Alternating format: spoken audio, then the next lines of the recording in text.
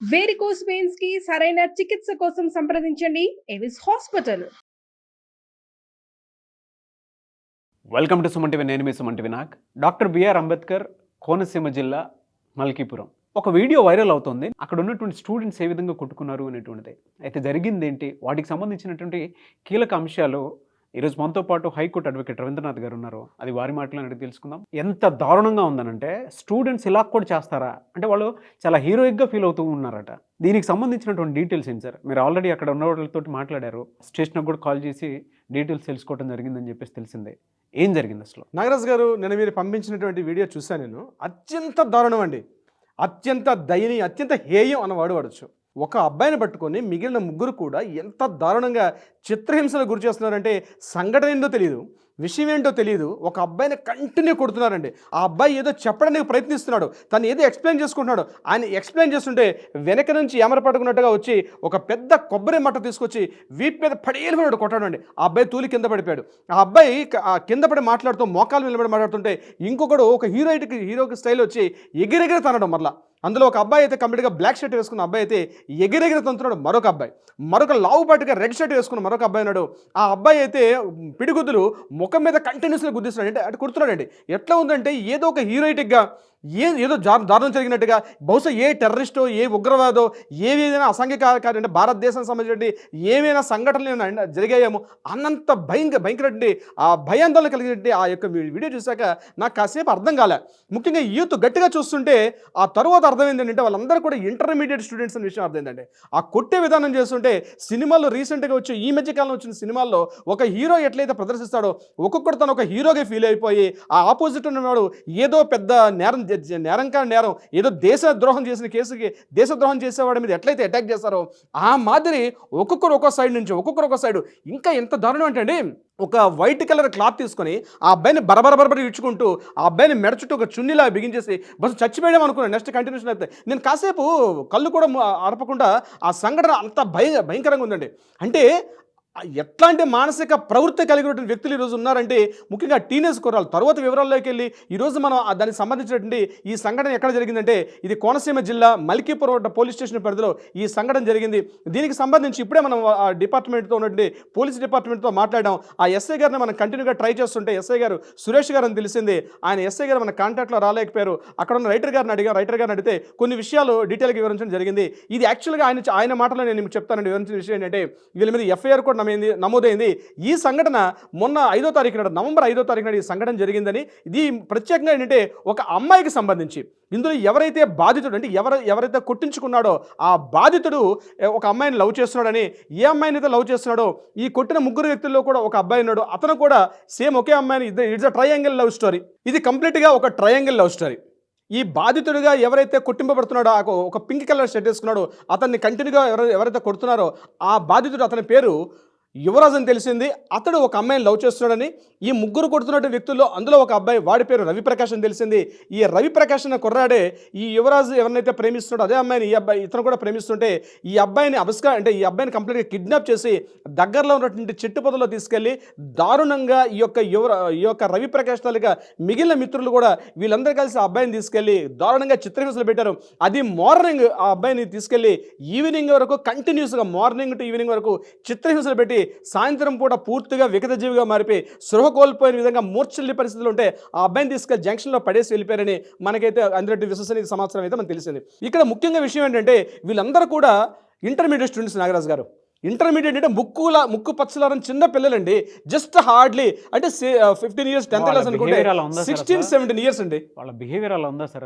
వాళ్ళని చూస్తుంటే ఒక్కొక్కరు కూడా ఎట్లా ఉన్నారంటే ఏదో క్రౌర్యం అండి. వాళ్ళ కళ్ళల్లో క్రౌర్యం, వాళ్ళ మాటల్లో క్రౌర్యం, వాడు ఎంత వల్గర్ అబ్యూజ్ లాంగ్వేజ్ మాట్లాడుతూ కొడుతున్నారంటే వీటి యొక్క ఇంపాక్ట్ ఆ అబ్బాయికి 17 ఏళ్ళ వయసు. అందరూ కూడా ఒకే ఏజ్ గ్రూప్ వాళ్ళు 17 years కుర్రవాళ్ళని తెలిసింది. ఒక అబ్బాయిని పట్టుకొని అంత స్థితిలో తీసుకెళ్ళడం అనేది ఇది నిజంగా మన భవిష్యత్తు, మన ఈరోజు జనరేషన్ ఎక్కడికి దారి తీస్తుంది. నడుస్తుంది? మన పిల్లలు ఈరోజు కాలేజీకి పంపిస్తున్న పిల్లలు అసలు కాలేజీకి వెళ్తున్నారా లేకపోతే దేనికి గురవుతున్నారో తెలియనటువంటి కరెక్ట్ సందిగ్ధావస్థలో ఉందండి నాగరాజు గారు. అసలు పిల్లల యొక్క పేరెంట్స్ ఏం ఆలోచిస్తున్నారు? అసలు మీ పిల్లలకి మొబైల్స్ ఇస్తారు, మీ పిల్లలు ఎవరెవరితో పరిచయాలు తెలుసుకునే పరిస్థితి మీరు చేయరా? పేరెంట్స్ అనేవారు డెఫినెట్గా ఒక కన్ను వేయాలి. లాస్ట్ టైం మనం ఎన్నో సిరీస్లు చేసాం నాగరాజు గారు. ముఖ్యంగా అబ్బాయిల యొక్క ప్రవర్తన, అమ్మాయిలు ఈరోజు ఎంత జాగ్రత్తలు తీసుకోవడం పక్కన పెడితే అబ్బాయిల యొక్క ప్రవర్తన నియమాలు ఎట్లా ఉంది, ఇంట్లో ఎట్లాంటి బిహేవియర్, వాడు అడిగినటువంటి మొబైల్, వాడు అడిగినటువంటి డ్రెస్, వాడు అడిగినటువంటి షూస్ కొనివ్వడం మన బాధ్యత. అంటే ఒక తండ్రిగా బాధ్యత, ఒక తల్లిగా ఇంట్లో వాడికి కావాల్సినట్టు పేడ పెట్టినట్టుగా పెంట పెట్టినట్టు ఆ అబ్బాయిని మీరు ఎట్లా తయారు చేస్తున్నారండి వాడిని? ఒక అబ్బాయి అంటే 17 ఏళ్ళ కుర్రాడు, ఇంటర్మీడియట్ చదువుతున్న కుర్రాడు, అంత వల్గారిటీ, వాళ్ళ అంత క్రౌర్యం ఎలా వచ్చింది? అసలు ఎఫ్ఐఆర్లో ఏముంది సార్? అసలు ఎఫ్ఐఆర్ కాపీ ఇప్పుడే మనం తీసుకున్నాం సార్. దాంట్లో సెక్షన్స్ పెట్టారు. ముఖ్యంగా ఆ సెక్షన్స్ కూడా బిఎన్ఎస్ యాక్ట్ ప్రకారం వాళ్ళు పెట్టిన సెక్షన్స్ కూడా నేను మీకు వివరించే ప్రయత్నం చేస్తాను. ముఖ్యంగా అందులో ఉన్నది ఈ దృశ్యం ఏదో ఒక ప్లాన్ లేకుండా ఏదో కాస్త కొట్టేసాడని కాదండి. ఏదో కోపం వచ్చింది ఆవేశంలో కొట్టడం వేరు. కానీ ఈ కొట్టే విధానాన్ని షూట్ చేశాడు ఒక అబ్బాయి. వాళ్ళు షూట్ చేసి దీన్ని సోషల్ మీడియాలో పెట్టింది కూడా వాళ్ళే. అంటే ఇట్స్ ఎ ప్రీ ప్లాన్డ్. అంటే మేము మర్డర్ చేస్తే మేము కుడితే ఏ రేంజ్లో ఉంటుంది అంటే ఒక అమ్మాయిని దృష్టిలో పెట్టుకొని ఆ అమ్మాయి మెప్పుదల కోసం, ఆ అమ్మాయి యొక్క దీనికోసం చెప్పి ఏ స్థాయికి వెళ్ళిపోయింది యూత్. అంటే కొట్టే విధానాన్ని పూర్తిగా వీడియో తీయడం, ఆ వీడియోని సోషల్ మీడియాలో, అంటే ఎక్కడ కూడా ఒక విశృంఖలత్వం తప్ప ఒక భయం, కాస్త భక్తి ఎక్కడ ఏ కోశంలో కూడా కనిపించట్లే. అందుకే ఈ సెక్షన్స్లో కూడా వాళ్ళ మీద పెట్టిన సెక్షన్స్ కూడా మీకు వివరిస్తాను. ముఖ్యంగా BNS 126/2, BNS 118/1, BNS 109(1), BNS 308/2, BNS 351/2, BNS 115/2. ఇవన్నీ కూడా దేనికి సంబంధించిన అంటే ముఖ్యంగా ఒక వ్యక్తిని అక్రమంగా నిర్బంధించడం, ఒక వ్యక్తిని దూషించడం, ఒక వ్యక్తిని హత్యాయత్నం చేయడానికి ప్రయత్నించడం, హత్యాయత్నాన్ని ప్రేరేపించడం, తమ యొక్క మాటల ద్వారా అటెంప్ట్ టు మర్డర్ సెక్షన్ 109(1) కంప్లీట్గా అటెంప్ట్ టు మర్డర్ కింద వస్తుంది బిఎన్ఎస్లో. అంటే ఆ వ్యక్తి చచ్చేదాకా కొట్టడం. అంటే ఇంకా ప్రాణం మిగిలింది కాబట్టి ఆ తల్లిదండ్రుల అదృష్టం మిగిలిందేమో కానీ, లేకపోతే చచ్చిపోతే పరిస్థితి దారుణంగా ఉండేది. అంటే ఈ సెక్షన్స్ మీద, ఈ యొక్క కోర్టుల మీద, ఈ యొక్క న్యాయం మీద పూర్తి ఏమాత్రం కూడా అవగాహన లేనటువంటి స్టూడెంట్స్ ఎంత పాశవికంగా ప్రవర్తిస్తుంటే రేపు ఏం జరుగుతుంది, ఈ రకమైన పని చేయడం వల్ల మాకు ఏమైనా ప్రమాదం వస్తుందన్న కనీసం ఒక భయం కానీ, ఏమాత్రం భక్తి కానీ, ఏమాత్రం కూడా ఏమీ లేనటువంటి వ్యక్తులు చేసే పనులు ఇట్లా కనిపిస్తున్నాయి నాగరాజు గారు. వీళ్ళ భవిష్యత్తు పరిస్థితి చెప్పండి. హత్యాయత్నం case 109 attempt to murder case. Attempt to murder case అంది మర్డర్ చేసిన దానికన్నా ప్రమాదం అంది. హత్య చేసేస్తే 14 ఏళ్ళు జైలు శిక్ష ఉంటుంది. కానీ అటెంప్ట్ టు మర్డర్ అంటే ఇంకా ప్రమాదకరం. అంటే ఇక్కడ 2 రకాల కేసులు ఉంటాయి నాగరాజు గారు. ఒకటి కోపం వచ్చింది, ఏదో ఇద్దరు కొట్లాడుకుంటులో మనకి ఏదో ఆవేశంలో అక్కడ ఏదో కత్తి వచ్చింది, తప్పని కొట్టేశాం. సో నాకు ఆవేశంలో కొట్టేశాను, దట్ ఈస్ డిఫరెంట్. అట్లా కాదండి, క్రూయాలిటీ, నేను చంపాలనే ఒక ప్లాన్ ప్రకారంగా వచ్చి చంపే ప్రయత్నం, దానికి పూర్తిగా ప్రీ ప్లాన్ మర్డర్ అంటారు. మర్డర్ చేసే ప్రయత్నం హత్యాయత్నానికి ఈక్వల్గా వస్తుంది. ఇంకొకటి ఇక్కడ వాళ్ళు షూట్ చేసే విధానం చాలా తప్పు. ఒకటి చేయడం తప్పు, ఇట్లాంటి సంఘటన చేయడం తప్పు. ఒకటి సంఘటన చేసి ఆ సంఘటన వీడియో తీసి ఆ వీడియోని సోషల్ మీడియా మాధ్యమాల్లో పెట్టడం. ఈరోజు మన స్టేట్ గవర్నమెంట్ కూడా నిన్ననే మన పవన్ కళ్యాణ్ గారు డిప్యూటీ సీఎంగా ఉండి నిన్న అసెంబ్లీలో ఒక తీర్మానం కూడా ప్రవేశపెట్టారు. అంటే దాని మీద కనీసం అవగాహన లేదు. ఆయన పెట్టింది ఏంటంటే ఎవరైనా సామాజిక మాధ్యమాల్లో ఇట్లాంటి అశ్లీలం కానీ, ఇట్లాంటి హత్యాయత్నం కానీ, హత్యలు చేసి ఇటువంటి దీనికి సంబంధించినటువంటి ఏవైనా ప్రవేశపెడితే మేము పీడీ యాక్ట్ వేస్తాం, సుమారుగా 12 సంవత్సరాలు తక్కువ లేకుండా శిక్షలు వేస్తామని శాసనసభ సాక్షిగా నిన్న బిల్లు కూడా ప్రవేశపెట్టారు. ఎంటర్ ఆ బిల్లు కూడా ఆమోదముద్రైంది. అంటే ఈరోజు యూత్లో కనీసం మేము ఈ తప్పు చేస్తే మాకు ఈ రకంగా శిక్షలు ఉంటాయేమో. కనీసం రేపు పొద్దున ఒక విషయం చెప్తానండి. ఈరోజు అమ్మాయిని లవ్ చేస్తున్నారు, ట్రయాంగిల్ లవ్ స్టోరీ. ఓకే, రేపు ఈ అమ్మాయి చక్కగా ఒక 5 years పోయిన తర్వాత ఎవరినో మ్యారేజ్ చేసుకుని చక్కగా అమ్మాయి చక్కగా పిల్లలతో చక్కగా గడుపుతుంది. కానీ మిగిలిపోయిన ఫూలిష్లు ఎవరండి? ఈరోజు అబ్బాయిలే కదా.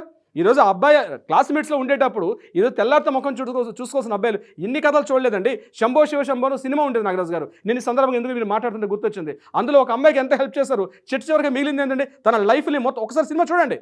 ఆ సినిమా చూస్తే ఒక లవ్ ట్రాక్లోకి వెళ్ళి అబ్బాయిని వాళ్ళు పూర్తిగా సాక్రిఫైస్ చేసి అందులో రవితేజ్ అనుకుంటా ఎంత డమ్మీగా మిగిలిపోతాడు. అంటే ఎందుకు నేను విషయం సినిమాని ఎందుకు చెప్తానంటే కొన్ని విషయాలు మనకు అక్కడ మనం తీసుకోవాల్సిన సందర్భం కూడా ఉంటుందండి. దీనికి సంబంధించి నాగరాజు గారు పేరెంట్స్ ఈ సంఘటన జరిగింది ఎప్పుడు? నవంబర్ 5వ తారీఖున జరిగిందని చెప్పి మనకి పోలీస్ స్టేషన్ చూసిన న్యూస్ని పెట్టడం మనకు తెలుస్తుంది. నవంబర్ 5న జరిగితే ఈరోజు నవంబర్ 21 తారీఖుల్లో మనం ఉన్నాం. అంటే 15 రోజుల పాటు ఈ విషయాన్ని పూర్తిగా గుప్తంగా పెట్టి, అంటే పేరెంట్స్కి తెలియదా? ఇప్పుడు ఎవరైతే బాధితులు ఉంటారో వాళ్ళ పేరెంట్స్ కూడా ఉంటారు. అతని పేరు శంకర్రావు గారు. గారు. అతను ఈరోజు పోలీస్ స్టేషన్లో వెళ్ళి కంప్లైంట్ చేసేదాకా విషయం అనేది బయటికి రాలే. ఒకవేళ అంటే మీరు పిల్లల్ని పెంచే విధానం ఏ రకంగా పెంచుతున్నారు, మీరు వెనకేసుకొస్తున్నారా? ఇట్లాంటి దుర్మార్గపు చీడపురుగులు లాంటి పిల్లలకు అండగా మీరు పోయి పశువులను కుక్కలు పెంచుకోవడం బెటర్ నాకు తెలిసి. ఇలాంటి పిల్లలు మీకు ఉన్నా ఒకటే, లేకపోయినా ఒకటే. మీరు సమాజానికి మీరు మీ ఇంటికి నాశనం చేయడం కాదు, మీరు ఇంటిలో కానీ కంట్రోల్ చేయలేకపోతే వీధి నాశనం చేస్తారు, ఊరిని నాశనం చేస్తారు, ఎంటర్ సమాజాన్ని కూడా నాశనం చేస్తారు. సో నేనేమంటానంటే ఇటువంటి సెక్షన్లు పెట్టేటప్పుడు కొత్తగా చట్టాల్లో మార్పులు రావాలండి. ఈరోజు మనం ఒక డ్రంక్ అండ్ డ్రైవ్ చేస్తే ఏ రకంగా అయితే ఆ అబ్బాయిని యొక్క మైనర్ ఉన్న పిల్లల్ని తీసుకెళ్లి పేరెంట్స్ ఏ మాదిరి అయితే పెడుతున్నారో అదే మాదిరి ఇటువంటి హత్యాయత్నం కానీ లేకపోతే కొట్టడాలు కానీ తిట్టడం కానీ అబ్యూజ్ లాంగ్వేజ్ వాడినప్పుడు ఖచ్చితంగా పేరెంట్స్ను కూడా శిక్షలు ఉంటాయి. అట్లాంటి చట్టాలు రూపకల్పన చేసిన రోజు నాడు పేరెంట్స్ కూడా పిల్లలు ఎడ కొంత భయభక్తులతో పిల్లల్ని పెంచే ప్రయత్నం చేస్తారు. ఖచ్చితంగా మార్పులు రావాలి నాగరాజు గారు. ఎందుకంటే డ్రంక్ అండ్ డ్రైవ్ చేస్తే తీసుకెళ్లి పేరెంట్స్ వేసేస్తున్నారు. వాడికి ఫస్ట్ టైం క్లాస్ ఇస్తారు, సెకండ్ టైం మైనర్స్కి డ్రైవింగ్ ఇస్తే పేరెంట్స్ని కూడా తీసుకెళ్ళి లోపలేసే చట్టాలు ఉన్నాయి ఈరోజు మన తెలంగాణ ఆంధ్రప్రదేశ్లో. అదే మాదిరి ఇలాంటి భయంకరమైన సంఘటనలు జరిగేటప్పుడు పేరెంట్స్ కూడా కొంత జాగరూకతతో ఉండాలి. లేని పక్షంలో సమాజం మొత్తం నాశనం అయిపోతుంది. ఈ సంఘటన చాలా చిన్నగా చూడాల్సిన అవసరం లేదు నాగరాజు గారు. ఇది చిన్న సంఘటన. ప్రతి ఊర్లో ముఖ్యంగా అమ్మాయిలను లవ్ చేస్తున్నటువంటి అబ్బాయిల సంఘటన చెప్తారండి. ప్రతి ఊర్లో, ప్రతి వార్డులో, ప్రతి కాలేజీలో, ప్రతి ఇన్స్టిట్యూషన్లో, ప్రతి ప్లేస్లో కూడా ఈ సంఘటన ఉంది. అమ్మాయిలు లవ్ చేసే అబ్బాయిలు, అబ్బాయిలు లవ్ చేసే అమ్మాయిలు. ముఖ్యంగా అమ్మాయిలు ఏదో విధంగా తను తప్పించుకునే ప్రయత్నం చేస్తారు. 100% సేఫ్టీ జోన్ చూసుకుంటారు అమ్మాయిలు. కానీ రోడ్డు మీద వచ్చేసి రాబోతులకు తిరిగి సమాజాన్ని చీడపురిగే రేపొద్దున మొత్తం వ్యవస్థను కూడా భ్రష్టు పట్టిస్తాడు ఈనాటి కుర్రాలు. సో ఇట్లాంటి ఈ వీడియో చూసిన తర్వాత అయినా అబ్బాయిలు కొద్దిగా అలర్ట్ అవ్వకపోతే చట్టాలు ఇంకా భయంకరమైన చట్టాలు రావాలండి. చట్టాల మీద అవగాహన కల్పించాలి నాగరాజు గారు. చట్టాల మీద ఒక పరిపూర్ణమైన అవగాహన ఉన్న రోజు నాడే ఖచ్చితంగా మార్పు వస్తుంది. ఇట్లాంటి సంఘటన జరిగిన రోజు నాడు దీనికి సంబంధించి నేను ఏం చెప్తున్నా అంటే డెఫినెట్గా పేరెంట్స్ని కూడా తీసుకెళ్ళి లోపలేసేయండి. పేరెంట్స్ని కూడా తీసుకెళ్ళి లోపల వేస్తే ప్రతి ఒక్క తల్లి తండ్రి భయంతో తమ పిల్లలు ఏం చేస్తున్నాడు, ఎక్కడ ఎంతసేపు సంపాదన, ఎంతసేపు బాధ్యతలే కాదు, పిల్లల్ని కనడం కాదు, ఆ పిల్లల్ని పెంచే విషయంలో కూడా బాధ్యత ఉండాలి. కేవలం వచ్చేసిన ఆబోతుల్లాగా రోడ్ల మీద పడిస్తే రేపు పొద్దున జరిగే పరిణామాలకు ఎవరు దారితీస్తారు? ఎక్కడో ఉగ్రవాదుల కోసం చెప్పి, టెర్రరిస్టుల కోసం అని చెప్పి మన మిలిటరీ సైనికులు రోజులు గంటల తరబడి 24/7 పని చేస్తుంటే వీళ్ళు చేసే పనిదా? ఆలోచించుకోవాల్సిన అవసరం ప్రతి పేరెంట్ కూడా ఉంది.